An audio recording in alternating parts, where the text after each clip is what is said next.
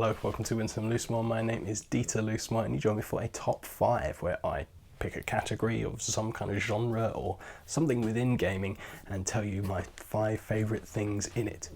Now, if you watch my mechanisms videos, you'll know that I've been doing a little bit on tile laying and the various versions of that mechanism that exist, so I thought it was appropriate to kind of cap the main ones off that I've done recently with a top 5 tile laying games.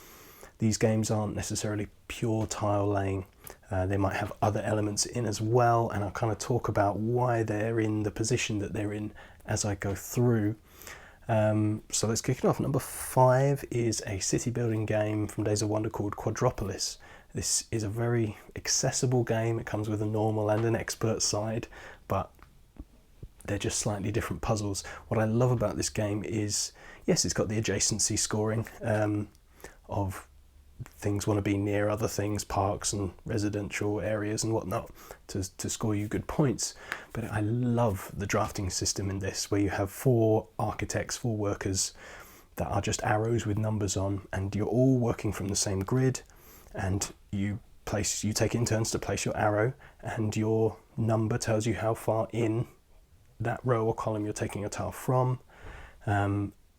But then also which quadrant or which space within a quadrant it can go in, row or column, with it on your board. And so there's this just really satisfying puzzle of, I need this tile, it's 4 spaces in. Actually, if I'd go 3 spaces in from the other side, that's better. I don't remember the exact numbers, but I can come from several different ways. How do I get this one tile to be able to put it where I want? Oh, I've already used my 4. Okay. Oh, it's actually 2 down from here, so let's go from here.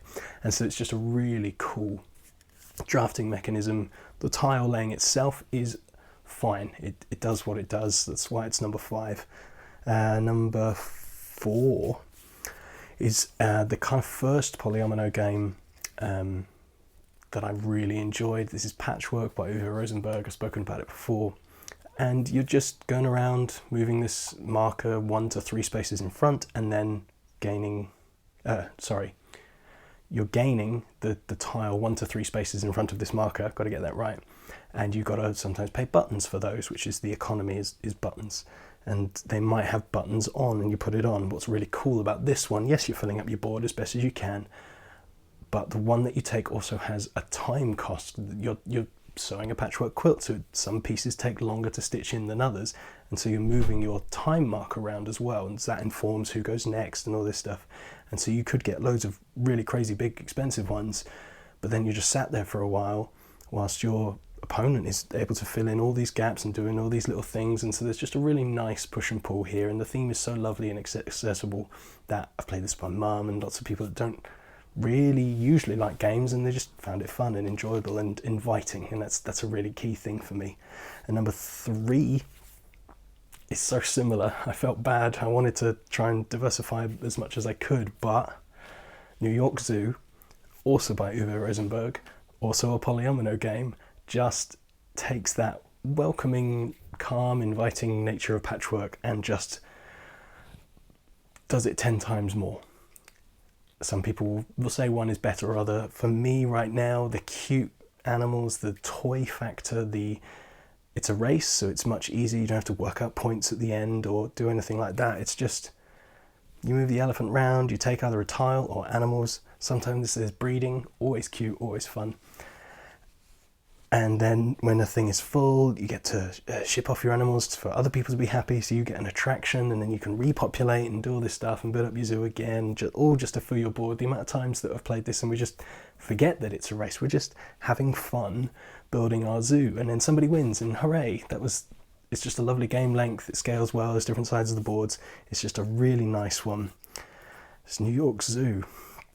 On the other end of the spectrum of accessibility and theme is the Castles of Burgundy. Now, this is an action selection type game where you roll a couple of dice and those numbers are your actions, and then you can either use the action to buy a tile from the center board or place a tile from your ones that you've bought onto your mat, and they specify the number of each space, so you have to put it in a particular place. But then it'll either have an immediate benefit or an endgame scoring or something else, or trigger building another tile for free or having another go or give you some silver or do something.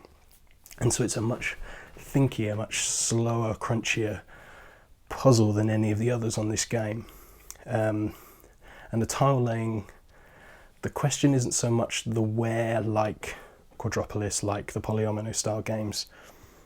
It's more, which tile do I want? What power am I going for? Where on my board am I placing it? Because every time you fill up an area of the same colour with the same type of building, you get some bonus things. And so there are other considerations to be going on. Now it's not pretty.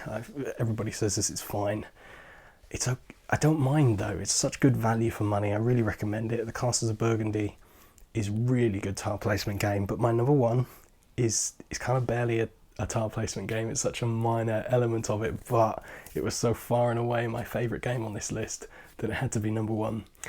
And that's Tapestry from Jamie Stegmaier and Stonemaier Games.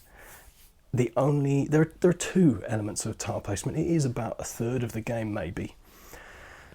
There is the opportunity to explore the world. You start off on just a little peninsula itself, a little island, and you get to draw tiles to build out and discover new lands, and you get points from how they're oriented and there's special powers, and if you then later conquer them you can do other things with them.